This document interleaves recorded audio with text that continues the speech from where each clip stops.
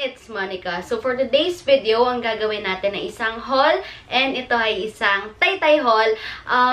Ayun lang, bago ako mag-umpisa, gusto kong sabihin na sobrang nakakamiss yung ganitong video, ganitong klase ng video, yung nakaupo lang ako. Ayan, ang tagal ko kasi hindi nakapag-film ng videos. Kaya lang nga, hindi ko na talaga siya maisingit kasi sobrang daming inaasikaso sa school, alam nyo na, college life na. So, ayun, hindi naman ako pwedeng magpa-chill-chill.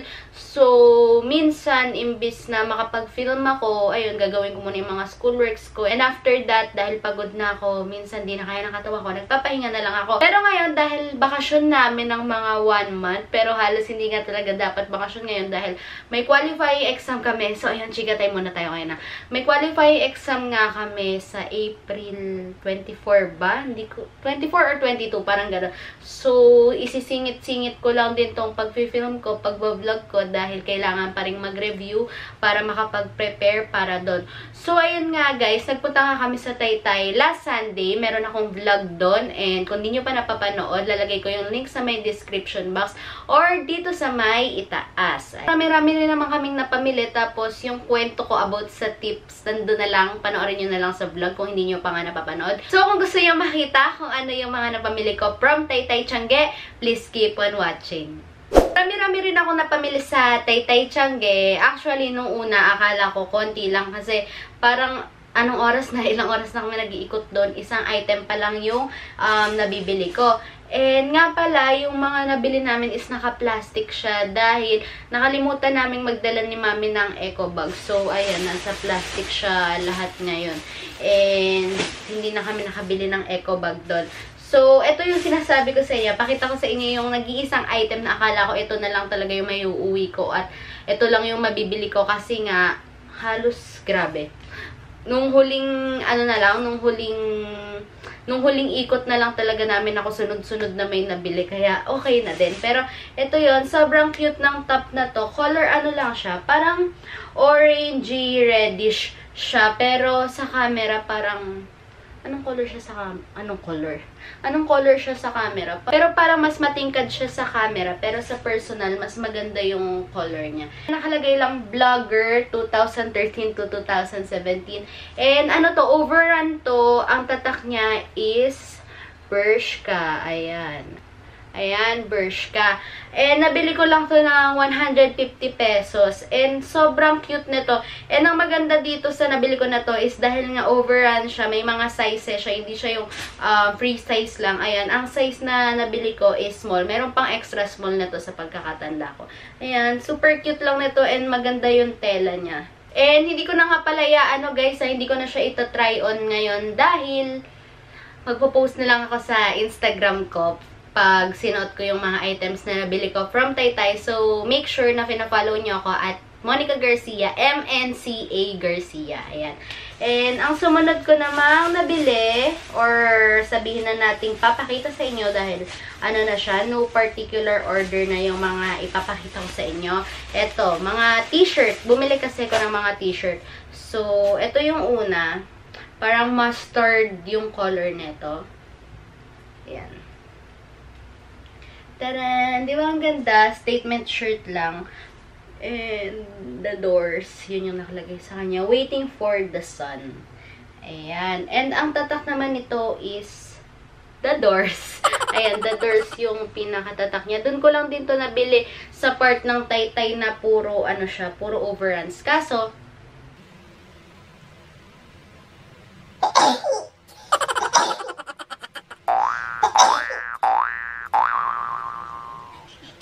excuse me guys. Kakagaling ko lang kasi talaga sa sipon. Kaya kung mapapansin nyo, parang medyo iba yung boses ko. So, ayun nga, doon ko siya nabili sa part ng Taytay na puro overruns. And kanina, nung tinitingnan ko siya, kasi inaayos ko. And kanina ko lang napansin, yun lang yung hirap kapag bumibili ka ng mga overruns. Kasi nga, diba, sa overruns, karaniwan talaga. Kaya daw siya naging overruns dahil may defect siya or something. So, ayun, napansin ko kanina sa gilid niya, nasaan na yun? Nakita ko na yun. sa gilid niya na may butas pala siya. Hindi ko napansin nung binili ko siya. Ayan. So, lesson learned na para sa atin na huwag masyadong ma-excite kahit sobrang ganda pa nung nakita mong bibili mo na akala mo sobrang, ano mo na yun, parang, na sobrang sulit na yung ibabayad mo doon. Kasi 150 pesos lang to guys. Diba? Ang ganda-ganda ng t-shirt, nung tela, nung print. Kaso hindi ko nga lang napansin na may butas siya. Pero dahil dito lang naman sa gilid, so masusolusyon na naman. Kasi ito yung loob niya. Oh. Ayan, papatahi ko na lang. Yan. And ang sumunod naman is ito, parang tan-colored siya. Ayan. Ang ganda, diba? Yan. Taran! And ang tatak nito is Free X Cotton On. Ayan, tingnan nyo guys. Ayan. And may tag din pala siya dito. Ayan, Free Cares. Chu-chu-chu-chu. Ang color niya pala tawny brown. Ayan, basta. Nakita ko lang sa tag. Tingnan nyo na lang. Ayan. And ang ganda-ganda ng tela nito, sobrang lambot niya sa katawan. Cotton talaga siya and hindi siya yung tela na mainit sa katawan. And may 150 pesos lang rin ito. So, ito na. Bali, 3 t-shirt lang naman yung nabili ko. Ayan, silang 3. And ang masasabi ko, ayan, the t-shirt person in me, sobrang tuwan-tuwa. Kasi may mga t-shirt na naman akong bagong maisosot. And ang sumunod naman, napapakita ko sa inyo, is itong skirt na nabili ko. Ano lang siya, denim. Ito yung denim na stretchable. Ayan. Medyo mahaba siya. Meron siyang slit dito sa may gitna. And, ayun, sa harap lang pala, kala ko sa likod meron din. Ayan. Ito lang yung itsura niya. Actually, dalawa tong pinagpilihan ko nito. Ito kasi, di ba, alam niyo yung, meron doon, denim talaga. Pero hindi ko siya nagustuhan kasi parang maluwag siya dito sa may ibabang part. So, ito kasi mas fit yung style niya. Kaya mas nagustuhan ko to. And sabi nga ni mami sa akin, mas bagay daw to. And mas madaling ternuhan. Parang ganon. And nabili ko lang to ng 300 pesos. Alam ko, baka isipin nyo, medyo pricey siya. Actually, oo, medyo pricey siya. Oo, pricey siya kasi nga nasa Taytay tayo, 'di ba? Kapag pupunta tayo ng Taytay Tiange, ang iniisip talaga natin is mura. Pero dahil Sunday nga kami pumunta, sabi nila na mas mataas daw ng konti yung presyo kaysa kung pupuntahan ng Monday or Thursday, which is Bagsakan Day. Pero kasi never talaga kaming makakapunta, or siguro ngayong time ngayon, kasi nga, pwede lang kaming samahan ni Daddy is weekend. So, ayun, kahit na gusto namin pumunta or maranasan na makapunta ng Taytay Tiange ng Bagsakan Day para mas madami and mas mura, hindi naman namin magawa. Pero para dun sa mga tao na kaya namang pumunta, ayun, comment down below kayo kung magkano nabibili yung mga ganitong skirt sa Taytay, kasi ito, nabili ko ito ng 300 pesos and hindi na namin natawaran ni Mami kasi ayun, sabi ni ate parang wala na daw siyang tubo kapag mas binabaan pa yung price. Pero maganda naman to, and ayun lang guys. Ang sumunod naman is etong, ano ba yung tawag sa pantalon na to? Yung maluwag. Yung maluwag yun dito. Elephant ba? Parang hindi, kasi alam ko yung elephant pag ganun. Pero ito, square pants na pa-denim. Ayan. Ito yung pinaka-ilalim niya. And, ano siya, hindi nasa gitna yung pinaka-botones and zipper niya. Nandito siya sa may gilid. And ang size ko is medium nga pala. Tapos, meron siya ano dito. Design lang yung, ano niya. Design lang yung kunwaring pocket niya kasi tingnan hindi nabubuksan. And, ayan, nabili ko to ng 330 pesos. Originally, ang price nito is 350 pesos. So, natawaran pa namin, naging 330 pesos siya. And, ano to, ang ganda niya kasi, alam mo yun, pwede siya for formal, pwede mo siyang i-dress up, pwede mo rin siyang i-dress down. Sobrang ganda nitong Eterno sa mga crop tops, ayan. And, ayun lang. Sobrang natutuwa akong nakabili ako nito. And, ayun, kung pupuntahan ng Taytay, try nyo na makahanap ng mas mura kasi feel ko medyo mahal pa nga itong nabili ko na to. Pero, okay lang kasi matagal naman na ulit bago kami makakabalik doon. And, ang sumunod naman, ito na yung last 3 items. So, hindi naman sobrang dami nung nabili ko, pero at least, di ba, medj madami-dami. And, ayun, itong last 3 items na to, nabili ko to sa iisang stall. Ito yung pinaka-last items na nabili ko na dapat isang item lang yung bibiling ko. Tapos, nakakita ko nung terno nila and kaya ko naman nabili yung isa kasi sabi ni Kuya, para daw maging wholesale yung price. So, papakita ko sa inyo kasi kwento ako ng kwento. Ito talaga yon. Ito lang dapat yung bibilhin ko. Ayan. Parang mustard na off-shoulder siya. Na, ano ba tawag dito? Rib ba yung term? Alam ko hindi rib to eh. Basta yung, ayan, ganyan yung style niya. And maluwag yung pinaka, ayan, style niya dito. Yan ang itsura niya. Taran! Stretchable siya, guys, yan. Kaya lalaki pa siya. Ito lang dapat yung bibiling ko. Ang price nito is 110 pesos kapag retail. So, dahil nga ito lang yung balak na bilhin nung una, edi 110 pesos dapat to. And then, nakita ko to. Display dun sa may parang mannequin nila. And alam ko, pinakita ko sa vlog yun. And nagandahan ako. Kasi, diba, summer ngayon, so parang naisip ko na pwede din siyang pang-cover up kapag naka-swimsuit, ganyan. And, ang cute lang, tube siya na color white. Ayan, ganyan.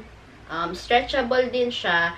And, meron siyang kapartner na bottoms na sobrang cute, as in, na, ano siya, manipis siya. So, kung gagamitin mo to sa yung, ano ba, may lakad ka, actually, bakat yung underwear mo dito. Pero dahil nga, sabi ko sa inyo na dahil, kaya nga, ito yung napili ko dahil summer and pwedeng gamitin pag nag-swimming. Ayan, okay lang.